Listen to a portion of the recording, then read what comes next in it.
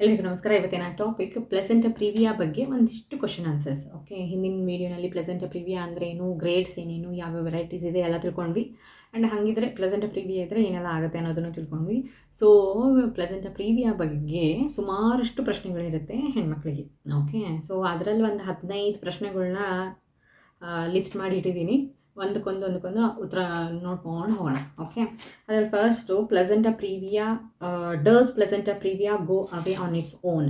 ಖಂಡಿತವಾಗ್ಲೂ ಹೋಗುತ್ತೆ. ಯಾವಾಗ ಅದು ಮಾರ್ಜಿನಲ್ ಪ್ಲೆಸೆಂಟ ಪ್ರಿವಿಯಾ ಇದ್ದು ಅಥವಾ ಲೋ ಲೈನ್ ಪ್ಲೆಸೆಂಟ ಇತ್ತು ಅಂತಂದರೆ ಮಾತ್ರ ಹೋಗುತ್ತೆ. ಅದು ಯಾವಾಗ ಥರ್ಡ್ ಟ್ರೈಮೆಸ್ಟರ್ ಅನ್ನೋ ಅಷ್ಟೊತ್ತಿಗೆ ನಾರ್ಮಲ್ ಪ್ಲೆಸೆಂಟಲ್ ಪೊಸಿಷನ್ ಬರುವಂತಹ ಸಾಧ್ಯತೆ ಇರುತ್ತೆ.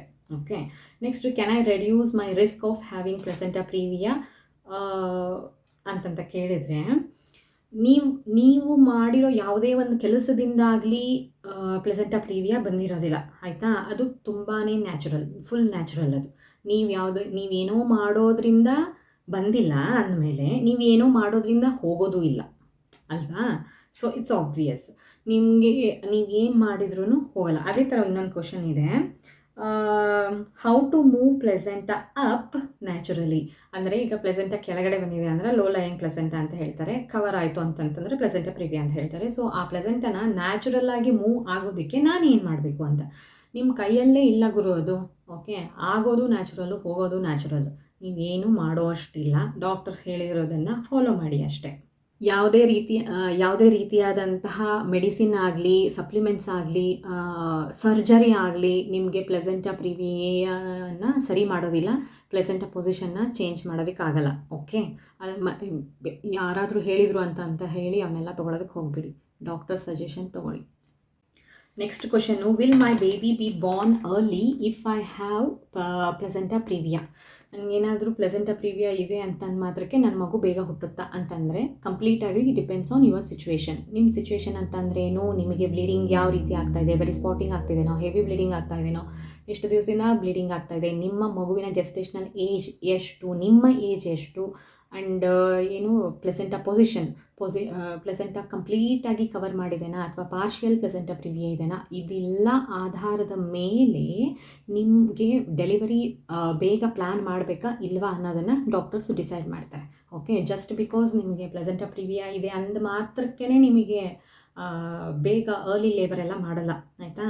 ಸಿ ಸೆಕ್ಷನ್ನೇ ಮಾಡ್ತಾರೆ ಅಂದ್ರೂ ಕೂಡ ಕಂಪ್ಲೀಟ್ ಟರ್ಮ್ ಥರ್ಡ್ ಟ್ರೈಮೆಸ್ಟರ್ ಎಂಡ್ವರೆಗೂ ವೆಯ್ಟ್ ಮಾಡಿ, ನಿಮ್ಗೆ ಯಾವುದೇ ರೀತಿಯಾದಂತಹ ಬ್ಲೀಡಿಂಗ್ ಸ್ಪಾಟಿಂಗ್ ಏನು ಆಗ್ತಾಯಿಲ್ಲ, ಯು ಆರ್ ಗುಡ್, ನಿಮ್ಮ ಬೇಬಿ ಕೂಡ ಹೆಲ್ದಿಯಾಗಿ ಮೂಮೆಂಟ್ಸ್ ಎಲ್ಲ ಚೆನ್ನಾಗಿದೆ ಅಂತಂತಂದರೆ ಮಾಡಲ್ಲ, ಆಯಿತಾ?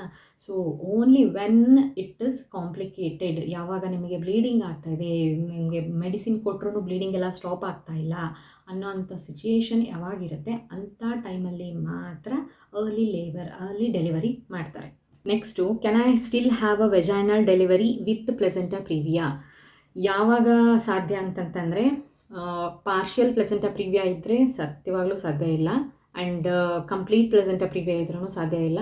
ಮಾರ್ಜಿನಲ್ ಪ್ಲೆಸೆಂಟ ಪ್ರಿವಿಯಾ ಫಸ್ಟ್ ಟ್ರೈಮೆಸ್ಟ್ರಲ್ಲಿದ್ದು ಅದೇನಾದರೂ ಪ್ಲೆಸೆಂಟಲ್ ಡ್ರಿಫ್ಟ್ ಆಯಿತು ಅಂತಂತಂದರೆ ದೆನ್ ಓನ್ಲಿ ನಿಮಗೆ ವೆಜೈನಲ್ ಡೆಲಿವರಿ ಆಗುವಂತಹ ಸಾಧ್ಯತೆ ಇರುತ್ತೆ. ಓಕೆ, ಅದರ್ ದನ್ ದಟ್ ಬೇರೆ ಯಾವುದೇ ರೀತಿಯಿಂದ ಪ್ಲೆಸೆಂಟ ಪ್ರಿವಿಯಾ ಇದ್ದಾಗ ನಾರ್ಮಲ್ ಡೆಲಿವರಿ ಆಗೋದಿಲ್ಲ. ಪ್ಲೆಸೆಂಟ ಮೂವ್ ಆದರೆ ಮಾತ್ರ, ಪ್ಲೆಸೆಂಟ ಜರುಗಿ ಬರ್ತ್ ಕೆನಾಲ್ ಅಂತಂದರೆ ಮಗು ಆಚೆ ಬರೋದಕ್ಕೆ ದಾರಿ ಮಾಡಿಕೊಟ್ರೆ ಮಾತ್ರ ನಾರ್ಮಲ್ ಡೆಲಿವರಿ ಆಗುತ್ತೆ. Next, can placenta previa cause birth defects. ಯಾವುದೇ ರೀತಿಯಾದಂತಹ ಸಾಕ್ಷಿ ಇಲ್ಲ, ಯಾವುದೇ ಆರ್ಟಿಕಲ್ಸ್ ಇಲ್ಲ, ಏನೂ ಪ್ರೂಫ್ ಇಲ್ಲ. ಪ್ಲೆಸೆಂಟ ಪ್ರಿವಿಯಾ ಇದ್ದ ಮಾತ್ರಕ್ಕೆ ಮಗುವಿಗೆ ಬರ್ತ್ ಡಿಫೆಕ್ಟ್ಸ್ ಬರುವಂತಹ ಯಾವುದೇ ರೀತಿಯಾದಂತಹ ಸಾಧ್ಯತೆ ಇಲ್ಲ. ಯೂಶ್ವಲ್ ಆಗಿ ಭಾಳ ಅಂದರೆ ಬ್ಲೀಡಿಂಗ್ ಆಗಬಹುದು, ಕಾಂಪ್ಲಿಕೇಟೆಡ್ ಅಂತ ಅನಿಸಿದ್ರೆ ಸಿ ಸೆಕ್ಷನ್ ಮಾಡಬಹುದು, ಅರ್ಲಿ ಲೇಬರ್ ಆಗಬಹುದು. ಅಷ್ಟೇ ಬಿಟ್ಟರೆ ಪ್ಲೆಸೆಂಟ ಪ್ರಿವಿಯಾಯಿಂದಾನೇ ನಿಮಗೆ ಮಗುಗೆ ಬರ್ತ್ ಡಿಫೆಕ್ಟ್ಸ್ ಬಂದಿದೆ ಅಂತ ಯಾವುದೇ ರೀತಿಯಾದಂಥ ಪ್ರೂಫ್ ಇಲ್ಲ. ಜಾಸ್ತಿ ತಲೆ ಕೆಡಿಸ್ಕೊಳಕ್ಕೆ ಹೋಗ್ಬೇಡಿ. Will I need a C section if I have a placenta previa? ಅದು ಸೇಫೆಸ್ಟ್ ಆಪ್ಷನ್. ಓಕೆ, ಯಾವಾಗ ಕಂಪ್ಲೀಟ್ ಪ್ಲೆಸೆಂಟ ಪ್ರಿವಿಯಾ ಇರುತ್ತೆ ಅಥವಾ ಪಾರ್ಷಿಯಲ್ ಪ್ಲೆಸೆಂಟ ಪ್ರಿವಿಯಾ ಇರುತ್ತೆ ಆವಾಗ ಮೋಸ್ಟ್ ಆಫ್ ದಿ ಕೇಸಸಲ್ಲಿ ಸೇಫೆಸ್ಟ್ ಆಪ್ಷನ್ ಅಂತ ಸಿ ಸೆಕ್ಷನ್ ಮಾಡ್ತಾರೆ. Okay, and next, will placenta previa affect my fertility? Future fertility ಏನಾದರೂ ಅಫೆಕ್ಟ್ ಆಗುತ್ತಾ? ಈ ಪ್ರೆಗ್ನೆನ್ಸಿನಲ್ಲಿ ಪ್ಲೆಸೆಂಟ ಕೆಳಗಡೆ ಇದೆ ಅಂತಂದ ತಕ್ಷಣ ನನ್ನ ಫರ್ಟಿಲಿಟಿ ಅಂದರೆ ಕೆಪ್ಯಾಸಿಟಿ ಟು ಕನ್ಸೀವ್ ಆಯಿತಾ. ಫಲವತ್ತತೆ ಅಂತಂತ ಹೇಳ್ಬೋದು. ಸಿಂಪಲಾಗಿ ಹೇಳಬೇಕು ಅಂತಂದರೆ ನಮ್ಮ ನೆಕ್ಸ್ಟು ಮಕ್ಕಳಾಗೋದಕ್ಕೆ ಏನಾದರೂ ಕಷ್ಟ ಆಗುತ್ತಾ ಅಂತಂತ ಕೇಳಿದ್ರೆ ಖಂಡಿತವಾಗ್ಲೂ ಇಲ್ಲ. ಒಂದನೇ ಮಗುಗೆ ಪ್ಲೆಸೆಂಟಾ ಪ್ರಿವಿಯಾ ಇತ್ತು, ಒಂದನೇ ಮಗು ಟೈಮಲ್ಲಿ ಪ್ಲೆಸೆಂಟಾ ಪ್ರಿವಿಯಾ ಆಗಿದೆ ಅಂತಂದರೆ ನೆಕ್ಸ್ಟ್ ಪ್ರೆಗ್ನೆನ್ಸಿ, ನೆಕ್ಸ್ಟ್ ಕನ್ಸೀವ್ ಆಗೋದಕ್ಕೆ ಏನಾದರೂ ತೊಂದರೆ ಆಗುತ್ತಾ ಅಂತ ಈ ಪ್ರಶ್ನೆ ಅರ್ಥ. ಅಫೆಕ್ಟ್ ಮೈ ಫರ್ಟಿಲಿಟಿ ಅಂತಂತಂದರೆ ನೆಕ್ಸ್ಟ್ ನಾನು ಕನ್ಸೀವ್ ಆಗೋದಕ್ಕೆ ಏನಾದರೂ ಅಫೆಕ್ಟ್ ಆಗುತ್ತಾ ಅಂತ ಕೇಳಿದರೆ ಖಂಡಿತವಾಗ್ಲೂ ಇಲ್ಲ. Next question, is baby's life or my life in danger if I have placenta previa? ಆ ಥರ ಏನೂ ಇಲ್ಲ. ಮ್ಯಾಕ್ಸ್ ಟು ಮ್ಯಾಕ್ಸ್ C-ಸೆಕ್ಷನ್ ಮಾಡಿ ಮಗುನ ಆಚೆ ತೆಗಿತಾರೆ ಆ್ಯಂಡ್ ನಿಮಗೆ ಸಪ್ಲಿಮೆಂಟ್ಸ್ ಕೊಡ್ತಾರೆ, ಬ್ಲಡ್ ಟ್ರಾನ್ಸ್ಫ್ಯೂಷನ್ ಮಾಡ್ತಾರೆ. ಬ್ಲೀಡಿಂಗ್ ಜಾಸ್ತಿ ಆಗಿತ್ತು ಅಂತಂತಂದರೆ ನಿಮಗೂ ಏನೂ ತೊಂದರೆ ಆಗಲ್ಲ, ಮಗುಗೂ ಏನೂ ತೊಂದರೆ ಆಗಲ್ಲ. ಜಾಸ್ತಿ ತಲೆ ಕೆಡಿಸ್ಕೊಳಕ್ಕೆ ಹೋಗಬೇಡಿ. Okay. Can I exercise with placenta previa? Complete no. Usual ಆಗಿ ಪ್ಲೆಸೆಂಟಾ ಲೋ ಲೈಯಿಂಗ್ ಇದ್ರೇ, ಅಂದರೆ ಹತ್ತಿರ ಇದ್ರೇ ನಿಮಗೆ ಎಕ್ಸಸೈಸ್ ಎಲ್ಲ ಮಾಡಬೇಡಿ ಅಂತ ಹೇಳ್ತಾರೆ. ಇನ್ನು ಪ್ಲೆಸೆಂಟಾ ಪ್ರಿವಿಯಾ ಇದ್ರು ಅಂತಂತಂದರೆ ಖಂಡಿತವಾಗ್ಲೂ ಯಾವುದೇ ರೀತಿಯಾದಂತಹ ಎಕ್ಸಸೈಸ್ ಮಾಡಬೇಡಿ ಅಂತ ಹೇಳ್ತಾರೆ doctor. Okay. Next question, can I have sex if I have placenta previa? No. Okay. Placenta previa ಇದ್ದವರು ಆದಷ್ಟು ಇಂಟರ್ಕೋರ್ಸ್ನ ಅವಾಯ್ಡ್ ಮಾಡಿ. ಇನ್ನೂ ಆ್ಯಕ್ಚುಲಾಗಿ ಏನಂತ ಹೇಳ್ತಾರೆ, ಪ್ಲೆಸೆಂಟಾ ಪ್ರಿವಿಯಾ ಇದ್ದವರು ಟೆಂಪ್ಟ್ ಆಗೋ ಅಂಥದ್ದನ್ನ ಯಾವುದೇ ರೀತಿಯಾದಂತಹ ಆ್ಯಕ್ಟಿವಿಟೀಸ್ನ ಮಾಡಬೇಡಿ ಅಂತ ಹೇಳ್ತಾರೆ ಯೂಶ್ವಲಾಗಿ. Okay. Is bed rest is mandatory with placenta previa? Doctor ಹೇಳಿದರು ಅಂತಂದರೆ, ನಿಮಗೇನಾದರೂ ಕಂಪ್ಲೀಟ್ ಪ್ಲೆಸೆಂಟಾ ಪ್ರಿವಿಯಾ ಇದೆ, ನೀವು ಬೆಡ್ ರೆಸ್ಟಲ್ಲಿ ಇರಿ ಅಂತ ಹೇಳಿದ್ದಾರೆ ಅಂತಂದರೆ of course it is mandatory. Okay. Can you travel with placenta previa? Placenta previa ಇತ್ತು ಅಂತಂತಂದರೆ ಟ್ರಾವೆಲ್ ಮಾಡ್ಬೋದಾ ಅಂತಂದರೆ ಯೂಶ್ವಲ್ ಆಗಿ ನೋ. ಗ್ರೋತ್ ರಿಸ್ಟ್ರಿಕ್ಷನ್ ಎಲ್ಲ ಆಗುತ್ತೆ, ಬ್ಲೀಡಿಂಗ್ ಆಗುತ್ತೆ, ಸೊ ಕ್ರ್ಯಾಂಪ್ಸ್ ಎಲ್ಲ ಆಗುತ್ತೆ, ಏನು ಬೇಕಾದರೂ ಆಗಬಹುದು ಈ ಥರದ್ರಲ್ಲಿ. ಸೊ ಹಾಗಾಗಿ ಯೂಶ್ವಲ್ ಆಗಿ ಪ್ಲೆಸೆಂಟಾ ಪ್ರಿವಿಯಾ ಇತ್ತು ಅಂತಂತಂದರೆ ಟ್ರಾವೆಲ್ ಮಾಡಬೇಡಿ ಅಂತಂತ ಹೇಳ್ತಾರೆ. ಇನ್ ಕೇಸ್ ಅನ್ಅವಾಯ್ಡೇಬಲ್ ಸಿಚುವೇಶನ್ ಇತ್ತು ಅಂತಂತಂದರೆ ಡಾಕ್ಟರ್ ಜೊತೆ ಮಾತಾಡಿ ಯಾವುದು safest mode of travel for you ಅನ್ನೋದನ್ನು ತಿಳ್ಕೊಂಡು ದೆನ್ ಯು ಟ್ರಾವೆಲ್. ಓಕೆ.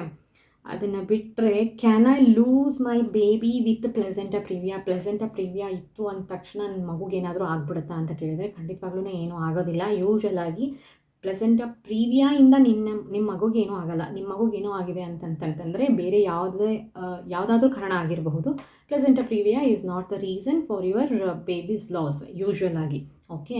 ಏನಾದರೂ ಎಮರ್ಜೆನ್ಸಿ ಇದೆ ಅಂತಂತ ಅನ್ನಿಸ್ತಾ ಇತ್ತು ಅಂತಂತಂದರೆ C-ಸೆಕ್ಷನ್ ಮಾಡಿ ಮಗುನ ಸೇವ್ ಮಾಡೋದಕ್ಕೆ ಎಲ್ಲ ಪ್ರಯತ್ನವೂ ಮಾಡ್ತಾರೆ ಡಾಕ್ಟರ್ಸ್. ಓಕೆ.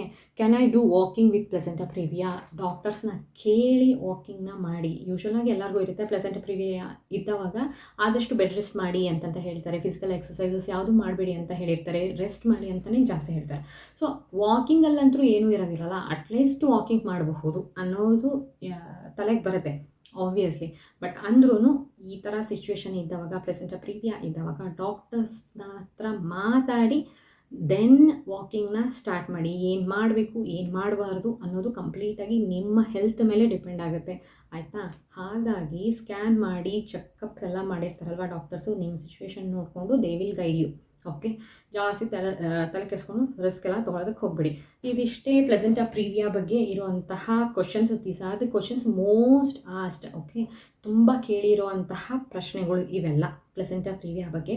ಸೊ ಹಾಗಾಗಿ ಇದ್ರ ಬಗ್ಗೆ ಒಂದಿಷ್ಟು ಉತ್ತರ ಕೊಡೋಣ ಅಂತ ಟ್ರೈ ಮಾಡಿದ್ದೀನಿ. ಇದನ್ನು ಬಿಟ್ಟರೆ ಬೇರೆ ಯಾವುದಾದ್ರೂ ಪ್ರಶ್ನೆ ಇದ್ದು ನಿಮಗೆ ಪ್ರಶ್ನೆ ಇದ್ದು ಕೇಳಬೇಕು ಅಂತ ಇದ್ದರೆ ಕಾಮೆಂಟ್ ಬಾಕ್ಸಲ್ಲಿ ತಿಳಿಸಿ, ಖಂಡಿತವಾಗ್ಲೂ ಉತ್ತರ ಕೊಡೋದಕ್ಕೆ ಟ್ರೈ ಮಾಡ್ತೀನಿ. ಆ್ಯಂಡ್ ಈ ವಿಡಿಯೋ ನಿಮಗೆ ಇನ್ಫಾರ್ಮೇಟಿವ್ ಅಂತ ಅನ್ನಿಸ್ತು ಅಂದರೆ ಲೈಕ್ ಮಾಡಿ, ಕಮೆಂಟ್ ಮಾಡಿ ಆ್ಯಂಡ್ ಶೇರ್ ಮಾಡಿ. ಆ್ಯಂಡ್ ನನ್ನ ಚಾನಲ್ನ ಸಬ್ಸ್ಕ್ರೈಬ್ ಕೂಡ ಮಾಡಿ. ಧನ್ಯವಾದ.